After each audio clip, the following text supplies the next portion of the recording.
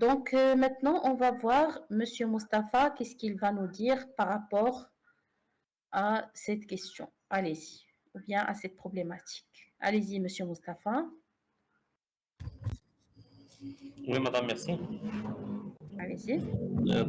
Concernant les pratiques à adopter pour préserver un équilibre, d'abord, il est important de terminer nos tâches durant le temps de travail pour ne pas emporter le travail chez nous. D'accord. Aussi, il faut réaliser les missions pendant les heures de bureau avec, avec une qualité. Cela permet de préserver notre vie personnelle et éviter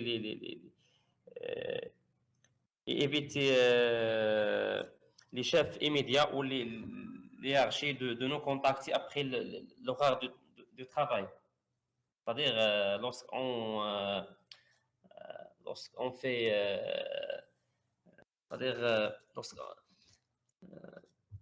ne termine pas notre tâche, donc peut-être les hiérarchies nous contacter après les heures de travail. D'accord, très bien. Éviter de discuter les problèmes de travail avec les membres de nos familles, afin de ne pas transférer le stress professionnel dans la vie personnelle. Et aussi éviter de partager la vie personnelle avec les collègues de travail. Et faire D'accord. une barrière entre la vie professionnelle et personnelle. C'est-à-dire, on D'accord. doit distinguer entre les collègues et les amis. Et aussi D'accord. d'éviter de rencontrer les collègues en dehors du travail. Finalement, il est important de consacrer du temps à nos familles et à nos enfants. D'accord. Donc, consacrer assez de temps pour la famille. Oui. Très bien. Donc, vous avez parlé, bien sûr, du fait que l'on doit garder le travail ou bien l'achèvement des tâches dans les locaux de l'entreprise ou bien du travail. Ça veut dire qu'on ne doit pas ramener le travail chez soi pour éviter, bien sûr, que les supérieurs hiérarchiques nous contactent hors les horaires de travail. Donc ça, c'était le premier point. Vous avez parlé d'un point qui est très important, c'est de fixer une barrière entre la vie personnelle et professionnelle. Fixer une barrière dans la mesure où, bien sûr, on va essayer un petit peu de garder tout ce qui est à la maison et ne pas le raconter dans le travail. Ça veut dire ne pas trop sympathiser avec les collègues du travail et raconter tout ce qui est personnel. Et aussi ne pas ramener les problèmes du travail à la maison et les raconter à la maison. Donc, c'est ça la barrière dont vous avez parlé. C'est très bien. Donc, et vous avez parlé un petit peu de la nécessité de donner du temps, bien sûr, à votre famille et à vos enfants. Donc, il faut de donner assez de temps, bien sûr, à votre vie personnelle. Très, très bien. Donc, c'est très bien. Donc, ces points, ils peuvent un petit peu vous préserver un certain équilibre entre le personnel et le professionnel. Très bien. Madame, Euh, la différence entre chez nous et chez soi. Vous avez utilisé chez soi. Chez soi, ça veut dire dans la maison ou bien chez nous. C'est la même chose. La même chose, d'accord. Merci. Ouais.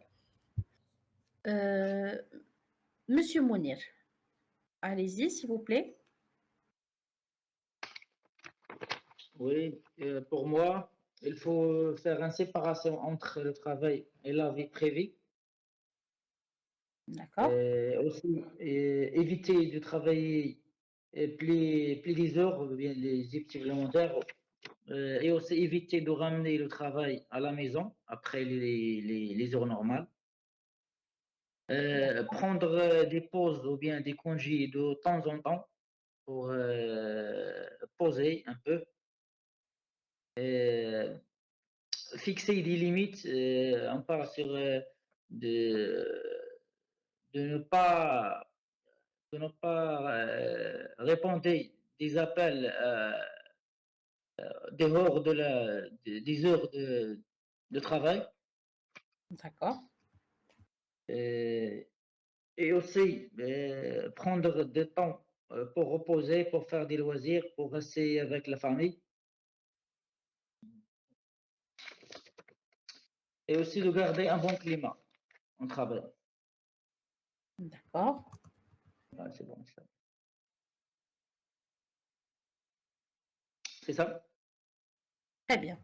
Donc, vous avez parlé, vous avez soutenu l'idée de Monsieur Mustapha, vous avez parlé du fait que vous ne devez pas, ou bien vous n'aimez pas, bien sûr, garder le travail et le ramener avec vous à la maison.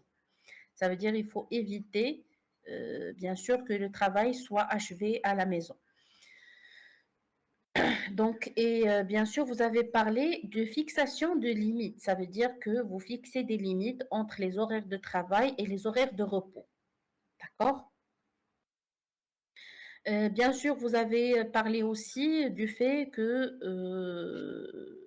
bien sûr, vous optez pour prendre du travail pour soi-même, ça veut dire faire du sport, des loisirs, etc.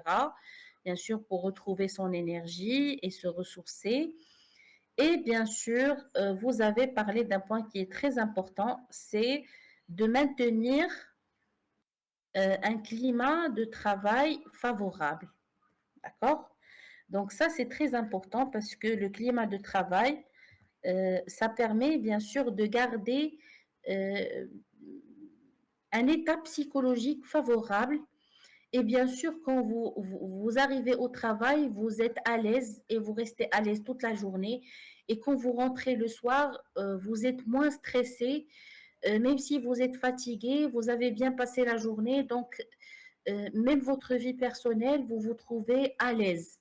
Donc, si vous travaillez dans un environnement qui est stressant, ça va automatiquement se répercuter sur votre vie personnelle. Même si vous essayez de séparer entre les deux, ça va finir par, bien sûr, influencer votre vie personnelle. Donc, le bon climat au travail, c'est très important aussi pour, bien sûr, rester ou bien pour garder cet équilibre entre le professionnel et le personnel. Très bien.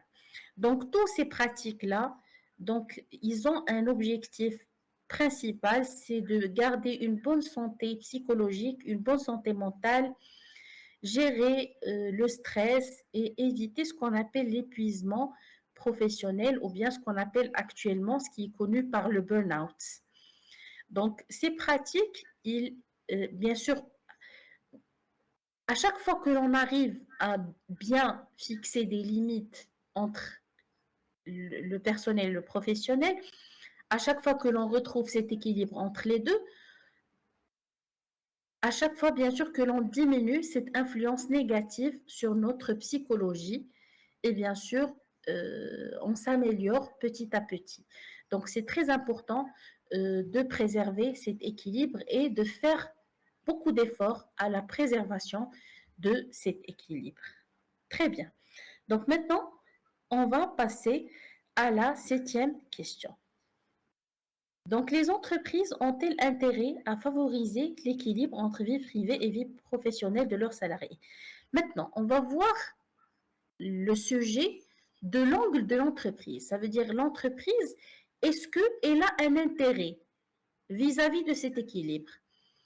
واش هي مستافدة في l'équilibre entre la vie privée et la vie professionnelle. Ça veut dire que quand le salarié il arrive à avoir cet équilibre et il dispose de cet équilibre entre vie personnelle et professionnelle, est-ce qu'elle va aussi gagner de cet équilibre?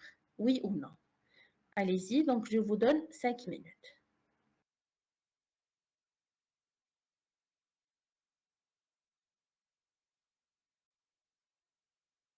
Oui, madame.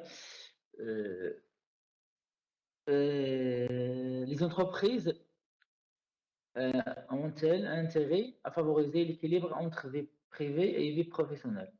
Oui, il a profité d'éviter la fatigue et les erreurs au travail Un salarié motivé est plus productif et fidèle à l'entreprise. Aussi réduire les arrêts maladie et aussi elle évite de perdre ses talents pour l'entreprise et éviter les démissions. Euh, Donc, il est plus épanoui. Vous avez dit tout d'abord, il est plus épanoui, plus motivé, c'est ça? ouais, Il est plus épanoui et plus motivé parce qu'il a un certain équilibre dans sa vie. Donc, il se porte bien. Donc, il sera bien sûr naturellement plus épanoui, ça veut dire plus ouvert et plus motivé. C'est ouais, ça. ouais. D'accord? Aussi ouais, moins stress et moins d'absence. Cela Voilà. permet Donc, il sera de moins donner des meilleures stressé. compétences. Ouais, Voilà, il sera moins stressé. Il ne va pas s'absenter beaucoup. Très bien, oui. ouais. Cela impacte sur les employés, une meilleure santé mentale et productif, une bonne productivité. D'accord? Donc, il va avoir une bonne santé mentale il mène une bonne vie, un bon équilibre entre le professionnel et le personnel. Donc, il va être productif, il va bien produire. Très bien. Voilà, donc ça, ce sont, d'un point de vue de l'entreprise, donc un salarié qui a une vie équilibrée, une vie privée équilibrée, une vie professionnelle équilibrée, il va être plus ouvert, plus épanoui, plus motivé, moins d'absence, moins de stress. Automatiquement, c'est plus de productivité. Très bien. Oui, et l'entreprise aussi, elle garde ses meilleurs talents. Voilà, donc elle va bénéficier de ses talents, elle va bénéficier de ses apports et de ses compétences. Très bien. Voilà. Très bien. Donc voilà. Monsieur Mustapha, allez-y, s'il vous plaît.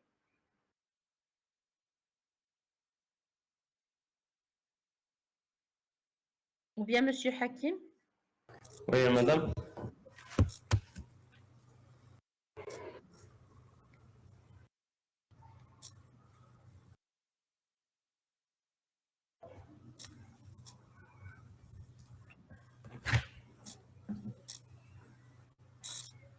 Oui, vous nous entendez? Oui, je vous entends, allez-y. Oui, d'accord. Concernant la dernière, la question 7, donc un salarié euh, non stressé peut accomplir ses missions avec succès, assurer un bon rendement euh, et aussi faire une bonne communication avec ses collègues.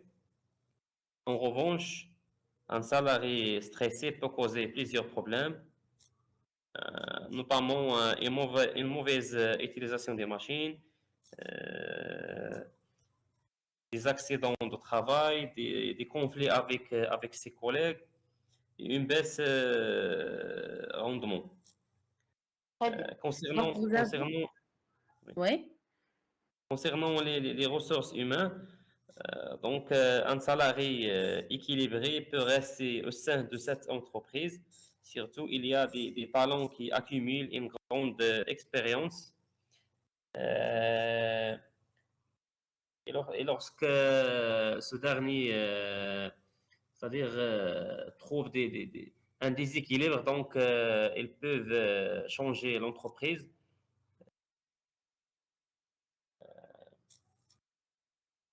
On dit quoi? يعني خسارة للشركة pour Une perte perdre. pour l'entreprise.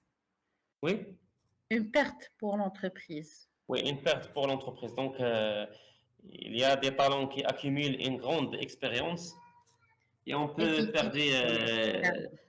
ces talents. Oui. Très bien. Perte des talents. Très bien.